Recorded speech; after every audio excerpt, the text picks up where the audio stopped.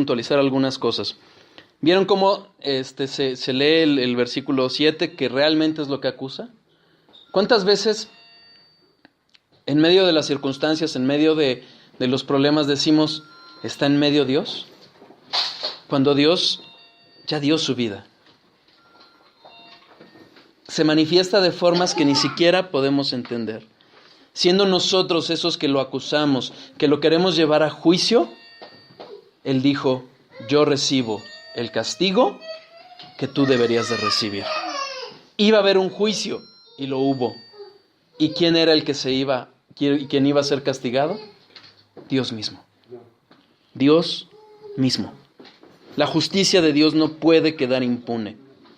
La roca es constante en la Biblia. No vamos a ver los ejemplos, pero mi roca eres tú, el refugio, la roca fundante, la roca despreciada, la piedra despreciada por el pueblo, y va a ser la fundación de su iglesia. Constantemente Cristo está en las Escrituras. Y aquí vemos el Evangelio resumido. Busquen delante en sus Biblias y van a ver cuántas veces Dios llamó a juicio a la gente delante de Él, para ver su justicia. ¿Aprendería el pueblo de Israel? ¿Aprendemos nosotros? Muchos años más tarde, estando a punto de entrar ya a la tierra prometida, ocurrió otro incidente similar al capítulo 17 del libro de Éxodo. Dice en Números capítulo 20, versículo 2, que el pueblo volvió a quejarse por falta de agua. Y de nuevo Dios le ordena a Moisés que lleve al pueblo delante de la roca para darles de beber. Solo que esta vez Moisés tenía que limitarse a hablarle a la roca sin golpearla. Pero Moisés estaba tan enojado contra el pueblo que no solo no se limitó a hablarle a la roca, sino que la golpeó 2 veces con su vara. Y aunque salió agua de nuevo para saciar la sed del pueblo, por causa de ese pecado no le fue permitido entrar a la tierra prometida. Y alguien pudiera pensar, ¿qué tan grave fue ese pecado de Moisés después de haber aguantado a ese pueblo casi 40 años para ser castigado de ese modo? El pecado de Moisés fue sumamente grave, porque la roca que es Cristo habría de ser golpeada una sola vez en la cruz y para siempre. Una sola vez, no 2 veces. Por eso dice el autor de la carta a los Hebreos, en Hebreos capítulo 10, que Cristo con una sola ofrenda, con la ofrenda de su propia vida, hizo perfecto para siempre a los santificados. En la obra de Rutherford, que citamos al principio, Dios es llevado a juicio y es condenado. Perdón. Ya nada más para que se den una idea de lo grave que es este doble sacrificio. Si nosotros vemos en Hebreos 9, queda muy claro, que ya no lo vamos a leer, pero en particular los versículos 11 y 12 y 26 a 28, es muy claro. Solo una vez iba a morir Cristo, solo una vez iba a ser el sacrificio. Cuando nos invitan a una misa católica, no es pequeña cosa. Concilio de Trento de 1545 y 1563.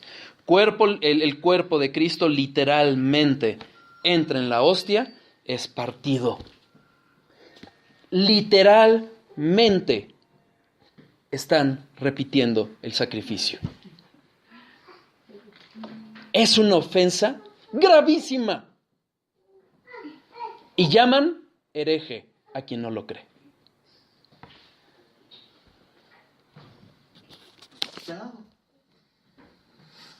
Y los hombres comienzan a decir cuál es el castigo que merece Dios.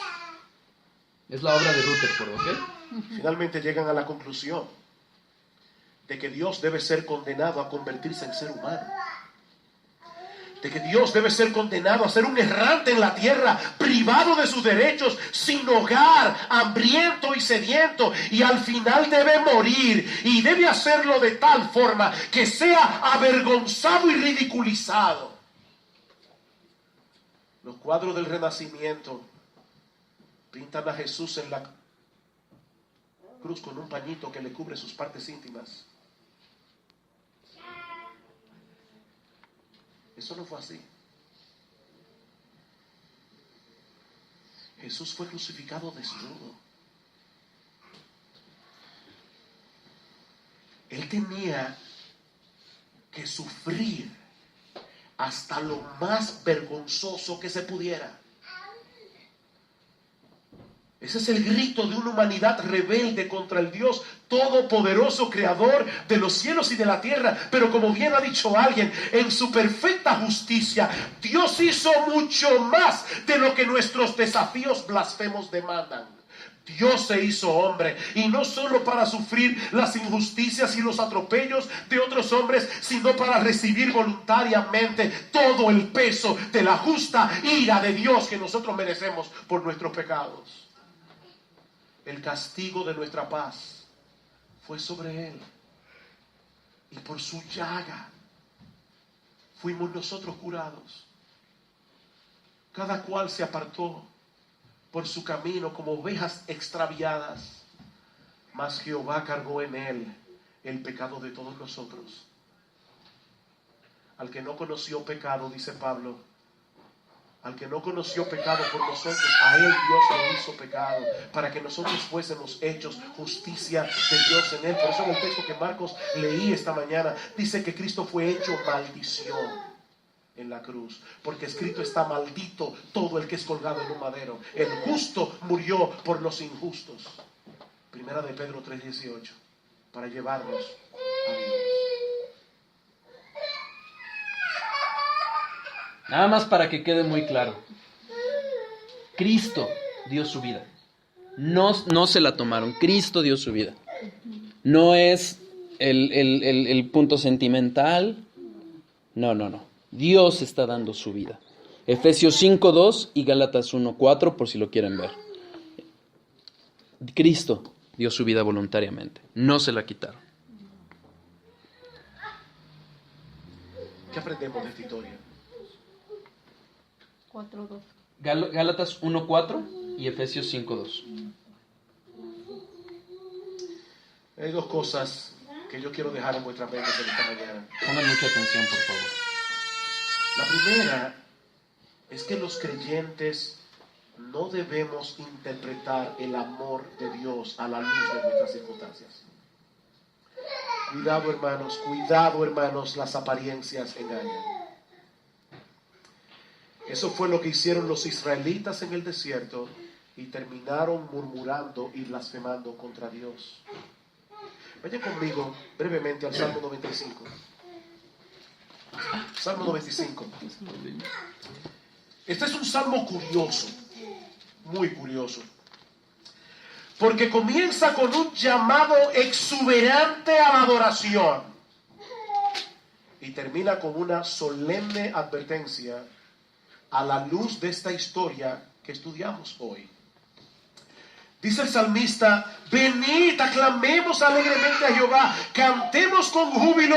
¿A quién? A la roca de nuestra salvación. Lleguemos ante su presencia con alabanza, aclamémosle con cánticos, porque Jehová es Dios grande y Rey grande sobre todos los dioses, porque en su mano están las profundidades de la tierra y las alturas de los montes son suyas, suyo también el mar, pues él lo hizo y sus manos formaron la tierra seca. Venid, adoremos y postrémonos, arrodillémonos delante de Jehová, nuestro hacedor, porque él es nuestro Dios, nosotros el pueblo de su prado y ovejas de su mano. Y ahí de repente el tono del salmo cambia completamente. Si oyeres hoy su voz, no endurezcáis vuestro corazón como en Meriba, como en el día de Masá, en el desierto, donde me tentaron vuestros padres. ¿Cómo conectamos la primera parte de este salmo con la segunda? ¿Cuál es la enseñanza de este salmo? Que los que profesamos ser creyentes, ante las crisis de la vida, tenemos dos opciones. O seguimos adorando a Dios con gozo, con reverencia y con gratitud por todas las bendiciones que Él nos da sin merecerlas, únicamente por gracia, por el favor que Él derramó sobre nosotros por causa de nuestro bendito Señor y Salvador Jesucristo, comenzando con el perdón de todos nuestros pecados y el don de la vida eterna. O terminamos quejándonos contra Dios y endureciendo nuestros corazones contra Él. No hay otra opción. Mis hermanos, lo que Dios nos advierte en el Salmo 95 es que esa actitud de queja y descontento no es otra cosa que incredulidad. Y puede que sea un indicio de un corazón no regenerado. Tanto en 1 Corintios capítulo 10 como en Hebreos. En Lucas 20:18 se describe a Jesucristo. Yo se los leo rápido, ya son pocos minutos, ya nomás para acabar. 20:18 dice: todo el que cayere sobre aquella piedra será quebrantado, mas sobre quien ella cayere le desmenuzará. Solo hay de dos, así como lo acaba de escribir Sugel. William MacDonald describe que el que cayere sobre ella se refiere al quebrantamiento, a la primera venida de Jesucristo. Sobre ella es que estamos edificando la iglesia, pero se refiere a la primera venida, ser quebrantados. Sobre la que ella cayere y será desmenuzado es la segunda venida, es el juicio. ¿De acuerdo? Capítulo 3, los autores del Nuevo Testamento aplican esta historia del pueblo de Israel a la iglesia del Nuevo Testamento. Cuidado con la queja, no murmuréis como ellos murmuraron. Cuidado, cuidado. La queja y el descontento son una afrenta contra Dios y son un veneno para el alma. Medita, mi hermano, en lo que Cristo hizo por ti en la cruz del Calvario.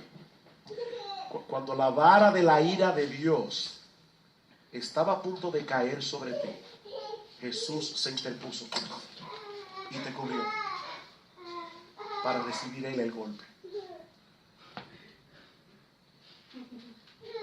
Medita, mi hermano, si tú tienes a Cristo, óyeme, si tú tienes a Cristo, mi hermano, tú tienes demasiado. Tú tienes demasiado, no importa de lo que tú carezcas en este mundo. Decíamos hace un rato que hoy hay Santa Cena en la tarde. Hoy vamos a recordar la muerte de Cristo en la cruz del Calvario. Mi hermano, ven con un corazón preparado. Derrama tu alma en adoración y gratitud por el abrumador e incomprensible amor con el que Dios te ha amado. Si tú tienes a Cristo, mi hermano, tienes demasiado. Pero si tú estás aquí sin Cristo en esta mañana, tú no tienes nada. Si tú estás aquí sin Cristo en esta mañana, si tú nunca has venido humillado ante Él, reconociendo tu culpabilidad, confiando únicamente en Él para el perdón de tus pecados, mi amigo, yo te suplico, yo te ruego, no te vayas de este lugar sin arreglar tus cuentas con Dios. Algún día todos nos presentaremos delante de Él para responder por nuestras acciones, y créeme, nadie saldrá absuelto, nadie saldrá bien parado en ese tribunal. Dice la Biblia que todas las cosas están desnudas y abiertas a los ojos de aquel a quien tenemos que dar cuentas. La buena noticia es que Dios mismo proveyó un medio de salvación a través de la persona de su Hijo. Él es la roca que recibe voluntariamente el castigo que nosotros merecemos por nuestros pecados, para que nosotros podamos ser salvos de pura gracia por medio de la fe. Mi amigo, no sigas deshidratando tu alma en la sequedad de este mundo, cuando Cristo te llama libremente en el Evangelio a saciar eternamente tu sed, bebiendo de esa fuente de agua de vida que brotó del Calvario.